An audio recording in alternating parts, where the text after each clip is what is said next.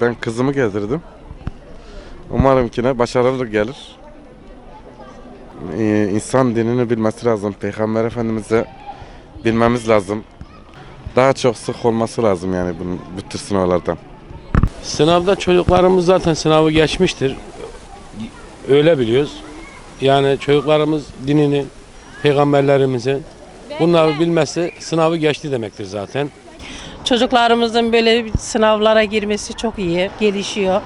Müslümanlık en azından öğreniliyor. Çocuklarımızın bilinçleri artıyor. En azından yani iyi huylar, kötü huyları belli oluyor. Peygamber Efendimizin hakkında olan şeyleri öğreniyorlar. Çok memnunum yani böyle sınavların.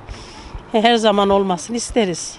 Bu sınavlar vesilesiyle gençlerimiz ve çocuklarımız Peygamber Efendimiz'in hayatını, Peygamber Efendimiz'in sünnetini daha iyi bir şekilde kavrar düşüncesindeyim. Allahu Teala bu sınavı yapmış olanlardan ve emeği geçenlerden razı olsun. Her geçen yıla oranla sayı kat kat artışlar devam ediyor. Tabi Peygamber Aleyhisselam'ın hayatını okuduğumuzda, onu kitap üzerinde okuduğumuzda dahi içimize bir huzur, hayatımıza bir tat, bir lezzet geliyor. Peygamber Aleyhisselam hayatına baktığımızda ihlası, samimiyeti, teslimiyeti, mücadeleyi, sabrı, azmi, her şeyi hayatının her alanında mutluluk, huzur vermiştir. O sıkıntılara rağmen onun hayatını okuyan her insan kazanmıştır zaten. Bugün siyer sınavı vardı. Sınav kolaydı.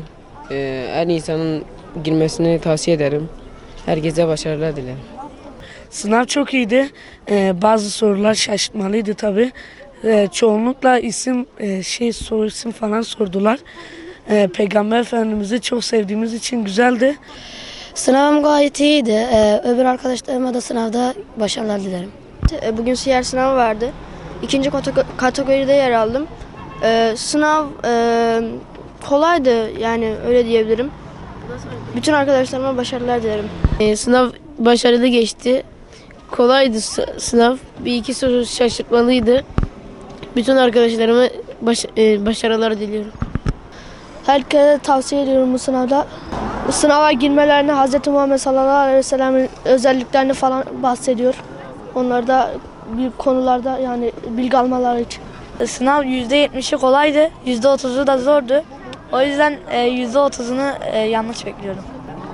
Sınavda bazı takıldığım yerler oldu. Onları en sona bıraktım. Sonra onları tekrardan yaptım.